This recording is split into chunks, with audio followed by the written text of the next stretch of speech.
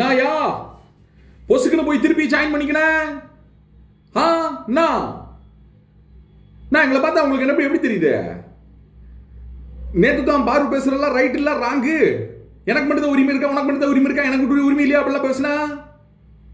நான் எங்களை பார்த்தா ஜோக்கா இருக்கா? என்ன போய் ஜாயின் பண்ணிக்கினேன் திவாகர். பாரு கமுருதின்னு வினோத் 3 பேர் உட்காந்து நிற்கிறான். இன்னைக்கு வினோத் ஜெயிக்க வைக்கலான்னு போய் டீல் பேசி நிற்கிற. எப்படியா நேத்து பாரு ஜெயிச்சிருக்கிறே மக்களை 3 பேர் சேர்ந்து இழுத்துட்டாங்க மக்களே. திவாகர இப்போ உட்காந்து டீல் பேசியிருக்காங்க. இன்னைக்கு வினோத்தை ஜெயிக்க வைக்க போறாங்களாம்.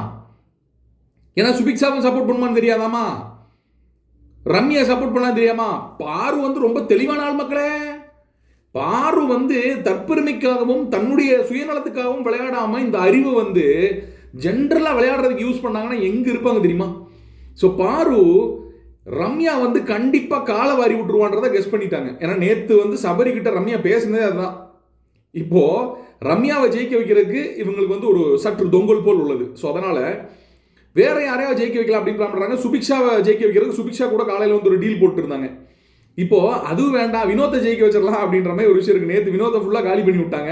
இன்னைக்கு வினோத்தை ஜெயிக்க வைக்கணும்னா எத்தனை அப்ரூவல் கொடுக்கணும் தெரியுமா? 11 இருக்காங்க ரம்யா. வினோத் என்னமோ 2-3 இருப்பாரு நினைக்கிறேன், சரியா தெரியல. 3 என்னமோ அப்ரூவல் ஆச்சு, வினோத் தெரியல எனக்கு. பட் எப்படி இருந்தாலும் இன்னைக்கான எஃபர்ட் என்ன இருக்க போகுதுன்னா, இப்போ வினோத்தை ஜெயிக்க வைக்கிறக்காக இருக்க போகுதுன்னு நினைக்கிறேன். நீங்க 2 பேரும் போட போற எஃபர்ட் எங்க போய் முடிய போகுதுன்றது தெரியல. முதல்ல இந்த கேம் அப்படி விளையாடவே கூடாது.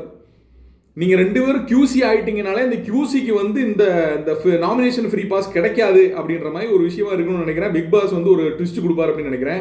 QCக்கு நாமினேஷன் கிடைக்காது அப்படின்னு சொல்லிட்டா பாரு என்ன ஆவாங்க. பிக் பாஸுக்கு எதிராக வந்து போர்க்கொடி தூக்கி ஆதிரையெல்லாம் என்ன ஆதிரை போர்க்கொடி தூக்குச்சு, அழுது புரண்டு அங்க இருக்க ஸ்விம்மிங் பூலை நெப்பி வச்சிருவாங்க பாரு. பிக் பாஸ் எதுக்கு ரெடியா இருந்துக்குங்க. திவாகரே உன் மேல எனக்கு நம்பிக்கை இருக்குது, கண்டிப்பா நம்பிக்கை இருக்குது. நீ வந்து அப்படியே போயினே இரு. கட்சியா பாயிண்ட் வரும்போது ஜகா வாங்கிடு, சரியா? ஜகா வாங்கினு உனக்கு என்ன பண்ணா தோணுதோ, எஃப்ஜேவோ இல்ல சபரி 2 பேர்த்து யாரா ஒரு ஆளை வந்து அச்சு தூக்கி அமுச்சு விட்டுனே, சரியா? சப்போர்ட்டுக்கு வெளியே